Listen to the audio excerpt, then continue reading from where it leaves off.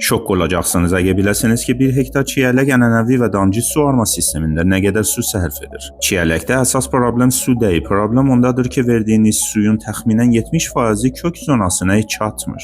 Ənənəvi suvarmada əkin mərhələsində 1-30 gün 1 hektar çiyələk üçün təxminən 1.4-2.4 milyon litr su sərf olunur. Çünki ilkin torpaq rütubətini yaratmaq üçün su geniş və nəzarətsiz şəkildə verilir. Amma damcı suvarmada bu mərhələdə 600.000-1 milyon litr su kifayətdir. Çünki su birbaşa aktiv kök zonasına verilir. Çiçəkləmə mərhələsində təxminən 30-90 gün ənənəvi suvarmada su sərfi 3-5 milyon litrə çatır. Bu mərhələdə torpaqda rütubət dalğalanması səbəbindən bitki su stresi yaşayır. Damcı suvarmada isə 1.2-1.8 milyon litr su istifadə olunur və bu çiçəkləməni yaxşılaşdırır, su stresini azaldır. Məhsul yığımı mərhələsini başlıqda oxuyun. Əgər hər gün suvarma və kənd təsərrüfatı biliklərini artırmaq istəyirsinizsə, bizi izləyin.